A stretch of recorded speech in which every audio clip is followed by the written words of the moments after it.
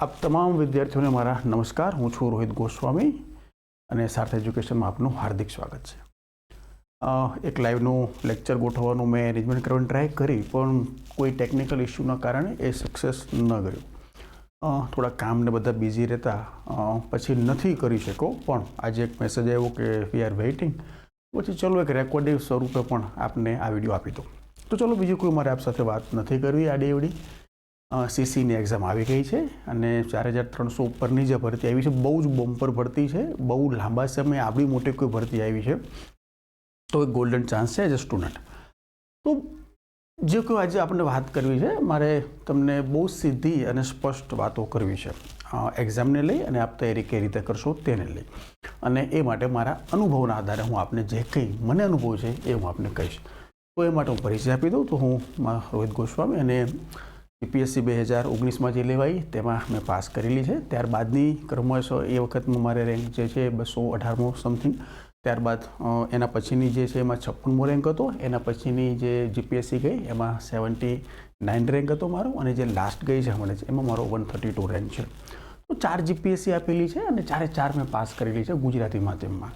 તો એ અર્થમાં મારી ઓથેન્ટિસિટી એટલી ખરી કે હું આપની જે કંઈ સલાહ સૂચન આપીશ એ ટેસ્ટેડ હશે। કોઈ એવા સલાહ સૂચન નહીં હોય કે જે મેં ક્યારે એપ્લાય નથી કર્યા અને હું આપ લોકોને આપીશ એમ। તો બિલકુલ જે કંઈ છે સાફ શબ્દોમાં કહીશ અને એકદમ ક્લિયર। તો આ વિડીયો મિત્રો તમને ગમે તો બિલકુલ આપના મિત્રો સુધી ચોક્કસથી પહોંચાડજો। મારો ઉદ્દેશ હેતુ એ છે નહીં કે વધારેમાં વધારે રીચ બનાવી વગેરે વગેરે। તો ઠીક લાગે, આપણને ગમે તો પહોંચાડજો। ચલો સીધી આપણે વાત ઉપર આવી। આ એક્ઝામમાં 2 સ્ટેજ થઈ ગયા છે, પ્રિલિમ્સ અને મેન્સ। તો પ્રિલિમ્સ જે છે, તમે પ્રિલિમ્સને જસ્ટ ફોકસ કરો આપ લોકો, તો અહીંયા એપ્રોક્સિમેટ 4300 જેવી જે છે 4300 જે ભરતી થવાની છે। એ ભરતીમાં ગ્રુપ એ અને ગ્રુપ બી મોટા ભાગના વિદ્યાર્થીઓએ જે છે ગ્રુપ એ અને ગ્રુપ બી બંને જ સિલેક્ટ કર્યું હોય છે, એક્સેપ્ટ જે લોકો અત્યારે હાલમાં જુનિયર ક્લાર્ક વગેરેમાં છે એના સિવાય, તો બાકીના બધાએ કર્યું હશે। તો જે 6 ગણાના આપણે લઈએ તો 6 ગણાના અર્થમાં તો સપોઝ અનામતના ધારાધોરણને બધું લાગુ કરતાં 15,000 જેવા વિદ્યાર્થીઓને જે છે એ રાઉન્ડ 2માં ક્વોલિફિકેશન તમે પ્રાપ્ત કરી શકશો। તો એ રીતે પણ ગણીએ તો 15, 16, 17,000 એટલા તો વિદ્યાર્થીઓને તમને મળશે બીજા ગ્રુપમાં મોકો।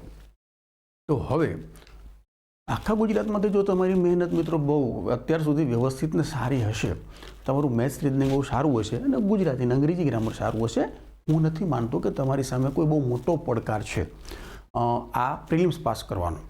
પણ બીજી પણ એક લાલ બત્તી ખરી કે જ્યારે કટ ઓફ કેટલું અટકશે એ ખબર ન હોય તો પછી આપણે કોઈ રિસ્ક ન લઈ શકીએ। ઉદાહરણ તરીકે હમણાં ટાટની એક્ઝામ ગઈ તો ત્યાં કટ ઓફ નક્કી હોય કે 70 ઉપરના બધા એને મેન્સ દેવા મળવાની છે, તો ત્યાં તમે 80-90 માર્ક્સ લાવવાની મહેનત કરી અને સીધા મેન્સ ઉપર તમે ફોકસ કરી શકો।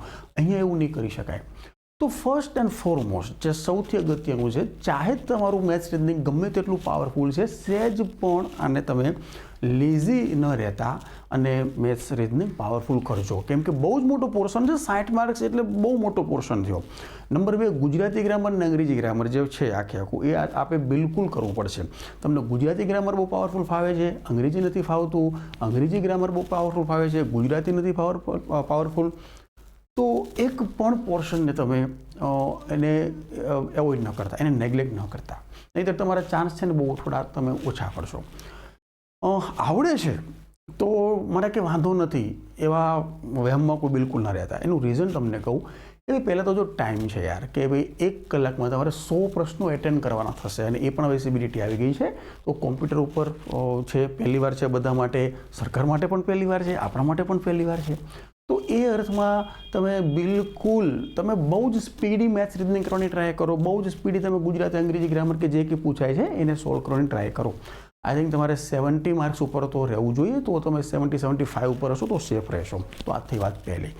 એના માટે કોઈ ક્લાસ કરવા આઈ ડોન્ટ થિંક સો કે યાર મેથ્સ રીઝનિંગ માટે કદાચ મેથ્સ રીઝનિંગ તમારું નબળું છે તો સ્પેશિયલ મેથ્સ રીઝનિંગના કોઈ ક્લાસ કરવા હોય પ્રિલિમ્સ આવે ત્યાં સુધીના તો કરી શકો। અને બાકી ઘણી બધી યુટ્યુબમાં અત્યારે મળે છે અને ઘણા બધા સારા સારા શિક્ષકો મેથ્સ રીઝનિંગના ક્લાસ પણ ચલાવે છે, જે જસ્ટ મેથ્સ રીઝનિંગ શીખવે છે। બહુ નોમિનલી ફી હોય છે, તો એવો કોઈ કોર્સ આપ લઈ શકો જો તમારું મેથ્સ રીઝનિંગ થોડું વીક છે તો જો બહુ જ પાવરફુલ ને અત્યાર સુધી તમે ઘણું મેથ રીઝનિંગ કર્યું છે તો પછી જસ્ટ એની પ્રેક્ટિસ કરો. It's okay. ડેઇલી તમે જે કે તમારી સામે દાખલાઓ આવે એને ગણવાની ટ્રાય કરો. માત્ર ગણવાની ટ્રાય ન કરતા બહુ સ્પીડી ફટાફટ જોઈને તમને આવડે એ રીતે ટ્રાય કરો. કેમ કે જો સમયની મારામારી થવાની છે અહીંયા, આવડે નહીં આવડે એ તો સેકન્ડ થિંગ રહેશે, સમયની મારામારી થવાની છે. તમારે 100 પ્રશ્ન 60 મિનિટમાં એટેન્ડ કરવાના છે તો સ્પીડી. તો બિલકુલ પહેલો ફોકસ આપનું મિત્રો પ્રિલિમ્સ ઉપર રાખજો. ચાહે તમે બહુ પાવરફુલ છો બધી રીતે પણ તોય થોડું લેઝી ન રહેતા. બસ તો 15-17 હજાર જ્યારે લેવાના હોય તો હું નથી માનતો કોઈ પણ સિન્સિયર સ્ટુડન્ટ કે જે ઘણા સમયથી તૈયારી કરી રહ્યા છે એ અહીંયાથી નીકળી જવાના છે. તમે લગભગ બધા આવી જવાના છો. તો હવે તમારો જે પહેલો ફેઝ નીકળી જશે ત્યારબાદ જે બીજો ફેઝ આવશે, મારે મુખ્ય વાત એની કરવી છે. બીજા ફેઝમાં સૌથી અગત્યની વસ્તુ શું છે કે ગ્રુપ એ લો કે ગ્રુપ બી. આમાંથી મોટા ભાગના લોકોએ ગ્રુપ એ અને ગ્રુપ બી બંનેનો ઓપ્શન નાખેલો છે. તો ગ્રુપ એ કે ગ્રુપ બી, હવે જુઓ અત્યારનું જે વાતાવરણ છે, એક્ઝામ પહેલી વાર લેવા જઈ રહી છે તો મોટાભાગના સ્ટુડન્ટને એવું છે કે હું બંને ગ્રુપમાં મહેનત કરીશ. અને મોટાભાગના ક્લાસીસને અત્યારે જે કંઈ ચાલુ થયું છે એ પણ એ જ છે કે ભાઈ બંને ગ્રુપનું બધું તમે તમને કરાવીશું. તો ઇટ્સ ઓકે, બહુ તમે એકદમ પાવરફુલ છો બધું છો તો ઇટ્સ ઓકે, કરી શકો. પણ મારી સલાહ, મારી વ્યક્તિગત મિત્રો સલાહ આપ લોકોને એવી છે કે કોઈ એક ગ્રુપ ઉપર આપ ફોકસ કરો. ભલે એક્ઝામ બંને ગ્રુપની આપજો પણ તમારે કોઈ એક ગ્રુપ ઉપર ફોકસ થવું પડશે. એવું નહીં ચાલે કે બંને ગ્રુપ ઉપર હું સરખું જ મહેનત કરીશ. જો તમને એક વસ્તુ બિલકુલ કહેશે કે ભાઈ ગ્રુપ એની તૈયારી પરફેક્ટ કરી લો, તમને ગ્રુપ બીનું તો બધું આવી જ જાય છે, આવું તમને કહેશે. પણ હવે સમજો કે ગ્રુપ એમાં શું છે. જો ગ્રુપ એમાં તમારે 80 તો કોર્સ છે, ગુજરાતી, ઇંગ્લિશ અને જનરલ, 100 અને 150 માર્ક્સ. માત્ર તમારું જીએસ કે જીકે પાવરફુલ હોવાથી ગ્રુપ એમાં તમે ક્વોલિફાય થઈ જશો એ તમારા મનનો માત્ર વહેમ છે, એનાથી બીજું ખાસ વિશેષ કાંઈ નથી. બીજું કે અહીંયા તમારી જે જનરલ સ્ટડીઝમાં મહેનત છે જબરજસ્ત, ઇટ્સ ઓકે, બહુ સારી, એ તમને ગ્રુપ બીમાં કામ લાગશે, 100% સાચું, એમાં કોઈ વસ્તુ ખોટી નથી. અહીંયા જનરલ સ્ટડીઝમાં જે કોઈ નવું પોર્શન છે એ તમને ખૂબ કામ આવશે. ક્યાં? ગ્રુપ બીમાં. એ યથાસ્થાને વાત છે, એમાં મારો કોઈ ઇનકાર નથી. પણ ગ્રુપ એમાં તમારે પાસ થવું હોય મિત્રો તો માત્ર જીએસ કરવાથી તમે પાસ નહીં થાવ. તો અહીંયા તમારો ટાઈમ જે છે ને, મેક્સિમમ ટાઈમ ગ્રુપ એની તૈયારી માટે ઇંગ્લિશ અને ગુજરાતી ઉપર ફોકસ કરવો પડે. હવે આપ સ્પષ્ટ સમજો હું આપ લોકોને શું કહેવા માગું છું કે જો તમારું એટેન્શન, જો તમારું પ્યોર ફોકસ ગ્રુપ એ જ છે તો માત્ર જીએસના બદલે તમારે ગુજરાતી અને અંગ્રેજી બંનેને પૂરેપૂરો ફોકસ કરી ચાલવું પડશે. હવે બહુ સ્પેસિફિક સમજી લો, ગ્રુપ એમાં તૈયારી કરવાવાળા જે કોઈ લોકો હશે, તમારી સામે કોમ્પિટિટર તરીકે જે હશે મિત્રો, એ એવા હજારો વિદ્યાર્થીઓ હશે કે જેને અગાઉ જીપીએસસીની મેન્સ આપી દીધી છે. જેઓ એસટીઆઈ, ડીવાયએસઓ, પીઆઈમાં, એસસીએફમાં, આરએફઓમાં, આવી બધી ઘણી બધી એક્ઝામ દઈને આવ્યા છે મેન્સમાં.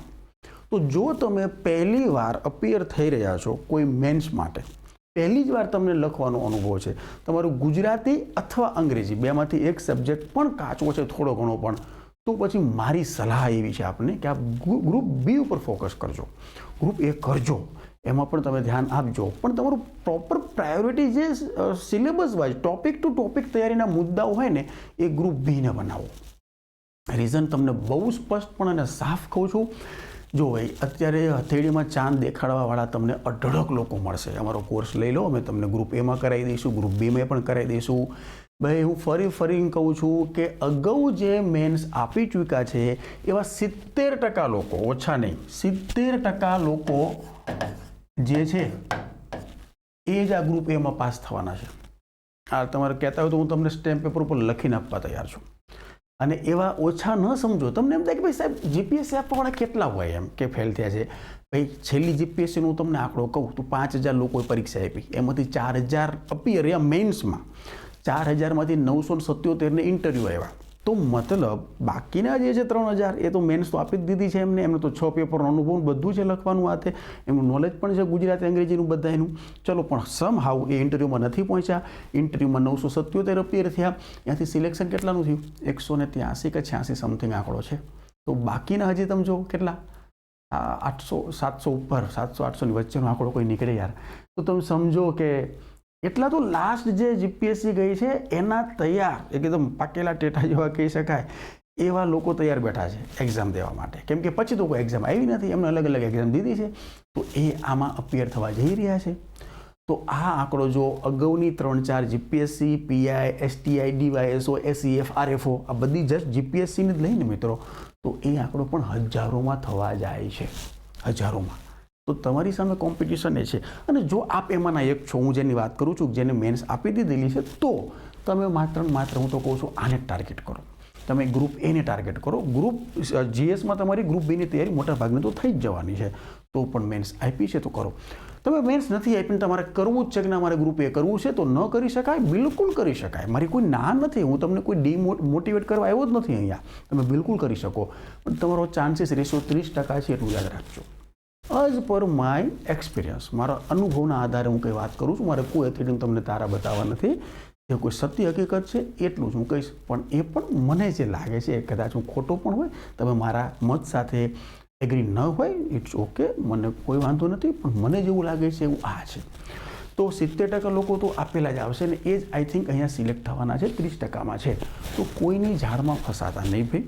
તમે પહેલી વાર અપિયર થવા જઈ રહ્યા હોય તો બાવાના 2 બગડે એવું ન કરતા અહીંયા તમે આપશો, અને પછી ગ્રુપ બીમાં પણ કરશો, તો કોઈ જગ્યાએ તમે એકદમ પરફેક્ટ રિઝલ્ટ તમે નહીં લાવી શકો. બંને કરવી હોય, બેસ્ટ કરવી હોય તો મેક્સિમમ એફર્ટ લગાવી દેજો, તો પાસ થશો. ના નહીં થાવ એવું તો છે નહીં. હવે હું તમને રીઝન કહું કે આવું કેમ છે. જો ભાઈ, તમને જો એવું હોય કે ચલો આમાં તો શું છે, જીકે કરવાનું છે, ગુજરાતી અને અંગ્રેજી કરવાનું છે, ભાઈ ગુજરાતી અને અંગ્રેજીનું પાવરફુલ હશે ને ગ્રુપ એમાં એ જ સિલેક્ટ થવાના છે. જીએસમાં કેવું હોય, જીએસમાં તો બધા નોમિનલ બહુ ઓછા માર્ક્સના ફેર જ હોય બધા, કે જ્યાં પહોંચેલા છે તે. તો જીએસમાં જે લોકો જીકે, ગુજરાતી, ભૂગોળ, ઇતિહાસ, economy, culture, science and tech, current affair, આ બધું બહુ જબરદસ્ત કર્યું છે, તો બહુ સારું ગ્રુપ બીમાં કામ આવશે. પણ અહીંયા માત્ર એનો ખેલ નથી. સાચી રમત ક્યાં થાય? અત્યાર સુધીના જીપીએસસીના બધા જ result, even STI, DYSO, PI, જે મિત્રો પાસ થયા છે એને પણ તમે પૂછો, જે પાસ થઈને બેઠા છે કઈ રીતે થયા મિત્રો, બધાના જીએસના માર્ક્સમાં નોમિનલ ફેર હોય. એ લોકો કાં તો મેરિટમાં આવે છે ને કાં મેરિટમાંથી બહાર નીકળે છે. એનું મુખ્ય રીઝન આ 2 પેપર હોય છે, ગુજરાતી અને અંગ્રેજી. 1-2 હોય તો નિબંધ. આ 3 પેપર જ જે છે કાં મેરિટ બગાડતા હોય છે ને કાં મેરિટ બનાવતા હોય છે. તો તમારું મેરિટ જો બનાવશે કોઈ સબ્જેક્ટ અને તમને ગ્રુપ એમાં સિલેક્ટ કરશે, તો મિત્રો જનરલ સ્ટડી તો જરૂરી છે જ, પણ એની સાથે સાથે ગુજરાતી અને અંગ્રેજી પણ એટલા જરૂરી છે. તો એ ભૂલ બિલકુલ ન કરતા. તમારો ગોલ જો એ હોય ગ્રુપ એ, તો માત્ર તમે જીએસના આધારે અને અહીંયા થોડું કરીને છોડવાની ભૂલ ન કરતા. અહીંયા તમારે પ્રોપર ફોકસ કરવો પડશે. ફોકસ મિત્રો એટલા માટે કરવો પડશે તમારે, આ ગ્રુપ બીનો સિલેબસ છે, જો હવે તમને કેટલું કામમાં લાગશે. Polity, public administration, TRT, CPS વાળું આપી દીધું, history, geography, culture, heritage, economics, environment, science and tech, current affair અને રીઝનિંગ તો ગ્રુપ એમાં છે નહીં. આટલી વસ્તુ કામમાં આવશે. હવે તમે ચોંટી પેડા ગ્રુપ એ કરું, ગ્રુપ બે કરું, બેમાં 2 બાજુથી લાડવા લેવાઈ ગયા. તમે રિઝનિંગમાં તો ઠીક છે, પ્રિલિમ્સમાં કરી લીધું છે, તમને આવી ગયો ખ્યાલ. ઇંગ્લિશ અને ગુજરાતીમાં અહીંયા 20 માર્ક્સનું આપ્યું છે, એ પણ પ્રિલિમ્સમાં તમે થોડું ઘણું કર્યું છે, તમને ઓકે ખ્યાલ આવી ગયો.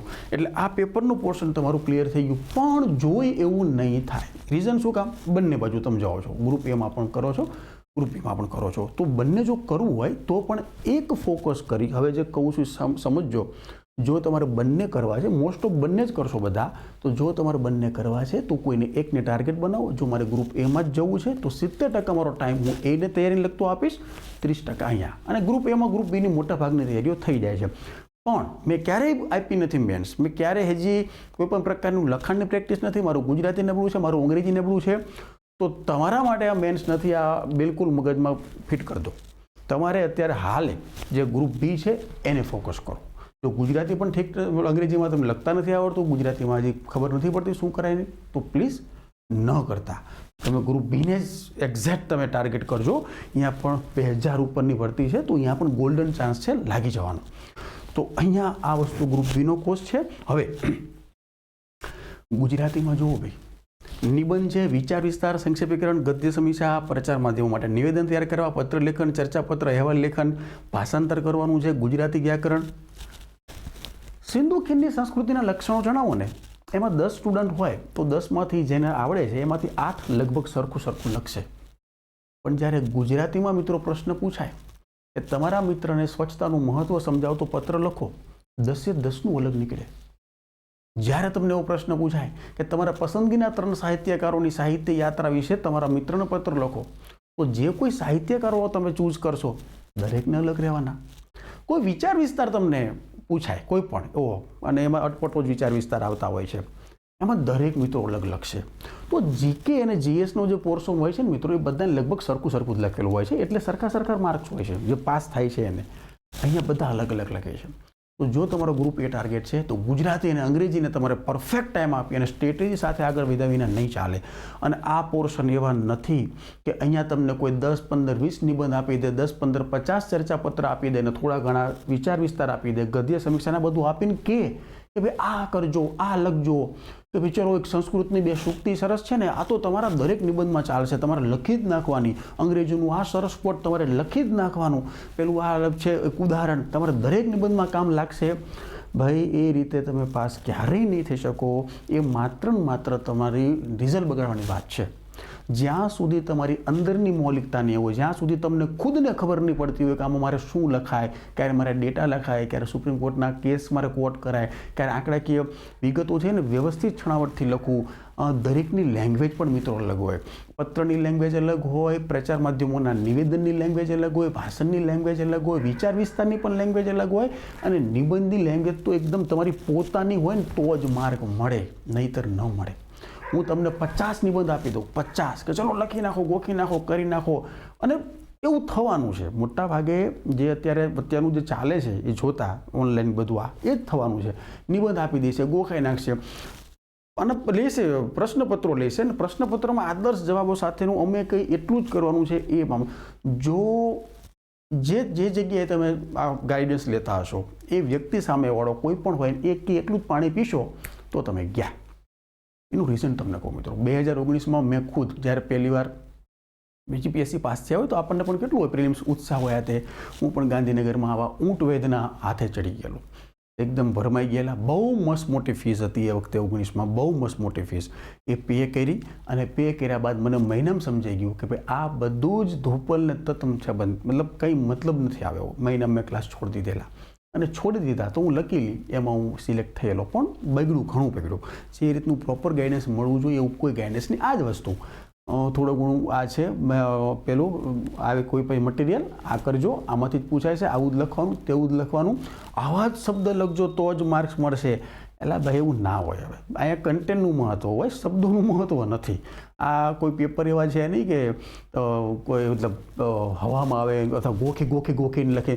આ કેપેસિટી હોય ને ભાઈ, તમે કેટલું ગોખશો એનું મહત્વ નથી. એક વસ્તુ રામબાણ ઇલત તમારે ગ્રુપ એમાં પાસ થવું હોય તો આન્સર રાઇટિંગ પ્રેક્ટિસ છે. અને આન્સર રાઇટિંગ પ્રેક્ટિસ ક્યારે તમને કામ લાગશે એ પણ ખાસ સમજજો. એવું નહીં કે ભાઈ કોઈ જગ્યાએ લખેલું છે તમે વાંચ્યું પછી એવું ને એવું લખવાનું ટ્રાય કરો, એ આન્સર રાઇટિંગ પ્રેક્ટિસ નથી તમારી. સિંધુ ખીણની સંસ્કૃતિના લક્ષણો જણાવો. ગામે 6-7 લેખા હોય, તમારી પાસે 10 હોવા જોઈએ, પણ એ કોન્ક્રીટ, એકને એક પાછું નહીં. આ કોઈ કોલેજની એક્ઝામ નથી કે તમે હા ઠીક લાગશે. બીજું કે ભાઈ ક્લાસ ચાલે છે કે ભાઈ કોઈ જગ્યાએ જ્યાં પણ તમે ગાઈડન્સ લેશો, અહીંયા એક વસ્તુ શું થશે કે એ જસ્ટ કહી દેશે કે આવું જ લખવાનું છે, આમ જ કરવું છે, તેવું જ કરવું, તમને બાંધી દેશે અંદરથી. તો એવું નથી હોતું. મેન્સ લખતી વખતે તમને જ્યાં સુધી ખુદને નહીં સમજાય કે મારે શું લખવું જોઈએ, આમાં નેસેસરી શું છે અને અનનેસેસરી શું છે, કઈ રીતે હું ઓછામાં ઓછા શબ્દોમાં વધારેમાં વધારે પરફેક્ટલી લખી શકું, કઈ રીતે મારું પેપર બીજા કરતાં અલગ તરી આવે એ રીતે હું લખી શકું, તો જ તમે જબરજસ્ત રીતે પાસ થઈ જશો. આટલું તમે શીખી લો, ધેટ્સ ઇટ. કોઈ જરૂર બીજી છે નહીં. બાકી કેવું હોય છે યાર કે ભાઈ કોઈએ મેન્સ આપી નથી, કોઈને મેન્સની ખબર પણ નથી. એ બધા અત્યાર સુધી ક્લાસ 3ની તૈયારી કરાવતા હતા, અને હવે શું થયું છે કે ભાઈ હવે આ આવી ગયું છે તો હવે એ લોકો જ બધા 1, 2 કઈ રીતે લખાય એની ઉપર આવશે. તો અમારી વેદના છે એ, કેમ કે આવું હું ભોગ બની ચૂક્યો છું એટલે કહું છું. બાકી એવું મને કોઈ છે નહીં કટુતા કે ભાઈ આ કરાવે છે તે કરાવે છે, પણ એક રોંગ ડાયરેક્શન છે. એટલે મારી સલાહ છે તમારે જવું હોય તો જજો જ, પછી એમાં તો તમને કોઈ રોકવાવાળું છે નહીં. તો ગુજરાતી અને અંગ્રેજી આ બેના ખાસ એકદમ કરજો. ઠીક છે, ચલો પ્રિલિમ્સ પૂરી થાય પછી હું આના અલગથી જ વિડીયો લઈને પણ આવીશ કે ભાઈ તમે ગુજરાતીની કઈ રીતે તૈયારી કરવી જોઈએ, ગુજરાતીમાં કયા ફોર્મેટમાં તમારે શું કરવું જોઈએ, અંગ્રેજીની તમારે તૈયારી કઈ રીતે કરવું જોઈએ. મારું અંગ્રેજી બહુ વીક હતું. ફર્સ્ટ એક્ઝામમાં મારે જસ્ટ 51 માર્ક્સ હતા, સેકન્ડમાં 70 થયા અને થર્ડમાં 90 માર્ક્સ હતા મારે. તો બહુ નાની વસ્તુ શીખો છું અને અંગ્રેજી આજ પણ કાચું જ છે મારું, છતાંય પણ કઈ રીતે લખાય એ મગજમાં ફિટ થઈ ગયું કે ભાઈ અચ્છા આવું રીતના કરીએ તો માર્ક્સ મેક્સિમમ આવે છે. તો એ રીતે આપણે બધી ચર્ચાઓ કરશું મેન્સ વખતે. હાલનો તમારો ટાર્ગેટ મિત્રો એટલો જ હોવો જોઈએ કે પ્રિલિમ્સ ઓરિએન્ટેડ બનજો. પ્રિલિમ્સમાં મેક્સિમમ આપ લોકો જે છે ધ્યાન આપજો અને સમય સાથે 1 કલાકમાં તમારે કરવાનું છે. મિત્રો સાથે એવું આયોજન કરી રહ્યા છીએ થોડાક સમયમાં જો ફ્રી થઈએ તો કે ડેઈલી તમને કોઈ ટેસ્ટ સિરીઝ અને એમાં જે કોઈ ઉપયોગી થાય એવી માહિતીઓ તમને લઈને તમારી સામે આવી. બાકી બધું શીખવવાનો તો કોઈ મતલબ અત્યારે છે નહીં અને ટાઈમ પણ નથી યાર. એવું જો અનુકૂળ થશે તો કંઈક ને કંઈક તમને ઉપયોગી થાય એવું કંઈક ને કંઈક લઈને આવશું તમારી સામે. મેન્સ વખતે ખાસ એ વખતે કઈ રીતે શું લખાય, ખાસ ગુજરાતી અંગ્રેજી અને ખાસ આન્સર રાઇટિંગ જે GS3માં પણ છે એ માટેના સ્પેશિયલ લેક્ચર લઈ અને તમારી સામે સમય મળે તો આવીશ. કમિટમેન્ટ નથી કરતો અત્યારથી કે આવીશ જ, સમય મળે તો ચોક્કસથી આવીશ અને આપ લોકોને સમજાવીશ કે ભાઈ કઈ રીતે જેટલું તમને ઠીક લાગે એટલું લેજો, ઠીક ન લાગે એટલું મને પાછું આપી દેજો. તો મિત્રો બહુ મોટી ભરતી છે અને બહુ જ લાંબા સમય પછી આવી છે, તો તનતોડ મહેનત કરી લેજો. તમારો છેલ્લો પ્રશ્નનો જવાબ તમને કોઈ પણ પ્રશ્ન હોય તો કોમેન્ટમાં લખજો, હું તમારા કોમેન્ટનો જવાબ આપવા ટ્રાય કરીશ અને શક્ય 99% તો આપીશ જ કે ચલો તમારો જવાબ તમને મળી જશે. અને એવું લાગશે તો બીજો લાઈવ પણ કંઈક ગોઠવીશ કંઈક હવે. તો તમારા દરેક પ્રશ્નનો તમે લખજો કોમેન્ટમાં, હું ટ્રાય કરીશ. આ ભરતી જે છે એને જબરજસ્ત રીતે તમે પાસ થાવ એના માટે સ્માર્ટ સ્ટ્રેટેજી જોઈશે, આડેધડ નહીં. ક્લાસ કરવા કે ન કરવા કીધું એમ પ્રિલિમ્સમાં જે છે તો કોઈ મેથ્સ રીડિંગ ના કરી લો, ગુજરાતી અંગ્રેજીનું તો તમને મટીરિયલ ઢગલો મળી જવાનું છે. આઈ થિંક તમારા બધા કેમ કે ઘણું છે ને ત્યારે તો ટાઈમ ઘણો બધો થઈ ગયો છે, તમે લઈ લીધા હોય તો વેલ એન્ડ ગુડ. એની ફેકલ્ટીનો પૂરેપૂરો એકદમ લાભ લેજો આપ લોકો. અને ફેકલ્ટી બધા સારા જ હોય છે, જે કોઈ ક્લાસીસમાં ફેકલ્ટી આવે છે બેસ્ટ હોય છે. એની પાસેથી તમે કેટલું લઈ શકો એ પછી તમારી ઉપર હોય છે. મેન્સ વખતે જ્યારે આવે છે તો અલગથી મેં કીધું એમ કે ગ્રુપ A ટાર્ગેટ કરું કે ગ્રુપ B ટાર્ગેટ કરું, એ રીતે તમારે 60-40 અથવા 70-30ના રેશિયોમાં તમે ચાલજો. જે ગ્રુપને ટાર્ગેટ કરો એ. જો તમે ક્યારે મેન્સ નથી આપી, ગુજરાતી નથી ફાવતું, અંગ્રેજી લખતા હજી બિલકુલ નથી ખબર પડતી શું લખાય ન લખાય, તો ગ્રુપ B ને ટાર્ગેટ કરો. અગાઉ મેન્સ આપેલી છે. અથવા તો તમારું છે ગુજરાતી વોકેબ બહુ સારું છે, ઇંગ્લિશ વોકેબ પણ બહુ સારું છે અને આપ લોકો લખી શકો છો, તો પછી ગ્રુપ એમાં તમારા માટે ગોલ્ડન ચાન્સ છે, જબરજસ્ત છે. એની વાતો એ બધી વિગતે લઈને પછી આવીશ, બરાબર. તો બસ આજ માટે ખાસ નથી. લાઈવ થવાનો મને પણ ઘણો શોખ છે પણ સમહાવ નથી થઈ શકતો. તો ચલો મિત્રો મળશું પાછા કોઈ નવા લેક્ચર સાથે. વિડીયો ગમ્યો હોય તો આપના મિત્રો સાથે શેર કરજો. અમારી સલાહ સૂચના છે, તમને ઠીક લાગે એટલી લેજો. આવું જ હોય એવું મારો કહેવાનો કોઈ તાત્પર્ય છે નહીં, આમ જ કરજો એવું પણ મારું કહેવાનું કોઈ તાત્પર્ય નથી. મને જે સમજાયું છે, મને જે ઠીક લાગ્યું છે એ રીતે CCની વાત મેં આપ સુધી કરી છે. ન ગમે તો ઇટ્સ ઓકે, તો બિલકુલ પાલન ન કરતા. જો ગમે તો ઠીક છે, તમે આગળ જઈ અને એનો અમલ કરજો. તો મળીએ છીએ બહુ નવા વિડીયો સાથે. જો વિડીયો ગમે તો લાઈક કરજો, ન ગમે તો ડિસલાઈક કરજો. ઠીક પડે અને લાગે કે મિત્રો સુધી પહોંચાડવો છે તો શેર કરજો, ન કરવો હોય તો કોઈ વાંધો નથી મને. તો ચલો મિત્રો મળીએ છીએ વળી પાછા ક્યારેક કોઈ નવા વિડીયોમાં, ખાસ કરી મેન્સ વખતે વધારે. અને જો પોસિબલ બન્યું તો પ્રિલિમ્સ માટેની ટેસ્ટ સિરીઝ કે ગુજરાતી ગ્રામર, અંગ્રેજી ગ્રામર એવું કંઈક ને કંઈક લઈ અને જે આપનો ઉપયોગી હશે એવું આવવાનો પ્રયત્ન કરશું. ચલો મિત્રો, વંદે માતરમ, જય હિન્દ.